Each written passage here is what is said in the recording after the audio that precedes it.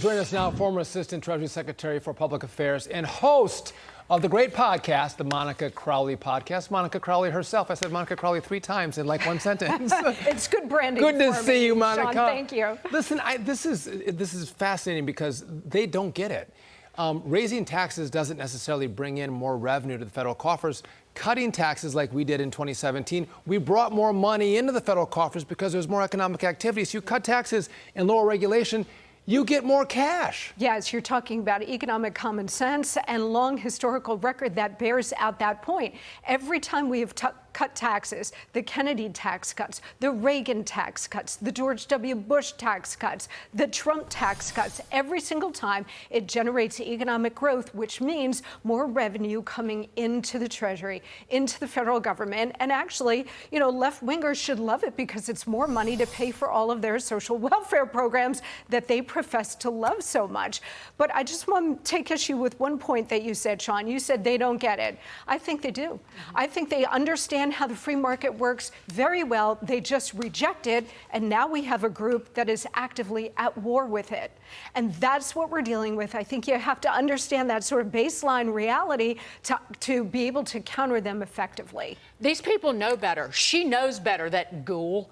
Lifting the middle class, you have done nothing but crush the middle class the last 3.5 years. You see people walking around grocery stores with the very pain of inflation and the hardship that has been inflicted upon them intentionally on their faces, the daily struggle of trying to make ends meet. And by the way, 98% of the federal income taxes are paid by half the taxpayers in this country. And the top 1% pay about half of the income taxes. So it's a spending problem, yes, not a taxation problem. $2 trillion budget deficit this year, and what have you gotten? A loss of 130,000 manufacturing jobs. It's a spending problem. So when she makes these kinds of arguments, well, we just want corporations to pay more, pay their fair share. To your point, they're already more than paying their fair share, as are the wealthy. But it's the same old broken record, guys, about class warfare, that you're dealing with hardcore, hard left socialists in this government. So when they talk about it, it's always about sticking it to the rich. But what's really at base here is radical wealth redistribution. That's what Obama cares about. That's what hitting the wealthy is about. That's what her proposed taxing unrealized capital gains is all about. This is about restructuring the U.S. economy away from a free market capitalist system toward a more collectivist, socialist, dare I say, Marxist model. And fair share works really well, that language, but if you ask any random Democrat on the street, what's the fair share someone should pay? They probably say 35, maybe 40%. Most Americans in federal state taxes are paying more than 50%. Yes. More than half of their income of every dollar goes to pay taxes. It's outrageous. But let's move to this, because Democrats are really good at one thing, which would be spin.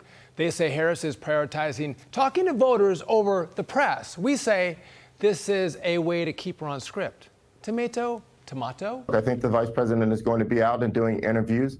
We know that that is a part, and we want to make sure that we are speaking to the press. But look, we have 50-something days here. Our priority has to be the American voters. Monica, she's not smart enough and confident enough to take hard questions from the press. That's why they hide her. Yeah, I mean, she's clearly afraid to do it. Now, she made it through the debate last night, barely, and I think they're all going like this, that she made it through, she lives to fight another day, but they don't want to take the risk of having some sort of catastrophic event through another interview. So she may do 1, maybe 2 between now and Election Day, where President Trump takes all comers. He goes into any kind of environment, including very hostile ones. Last night, it was 3 against 1. It was a massive pile-on. President Trump won that debate, even despite the fact that he had one arm strapped behind his back and he was taking arrows from all sides. He won that debate. Kamala Harris was well rehearsed, but there was no policy there, and they don't want to run the risk of sending her into an environment that is uncontrolled once again. So don't look for her to be speaking to the press anytime soon. I just have one question. If she's going to be out talking to the voters, is she going to pull the or the from last night? Because anybody where I grew up and this guy grew up, they'll say, What is wrong with you? What are you Do you doing? know touching your face with your hand like that, you know you're going to get zits from that, don't you know? Because this was not only theatrical, but just bat crazy. It was so contrived, and she did it a couple of times too. At the beginning of the debate, she was a nervous wreck. You could tell her voice was shaking. You could actually see her brain, like an old Rolodex, trying to pull up the file in her mind about what topic she was talking about, like click, click, click, Afghanistan, pull it up and regurgitate what she had memorized. Whereas President Trump was like a gunslinger, taking every bit from the two moderators and from Kamala Harris and emerged totally dominant. I thought she looked like a sycophant walking up to him. Hi, Mr. Trump, I'm Kamala Harris. At the first start of the debate. Introducing herself. It was so bizarre. And you know what he said to her? Have fun.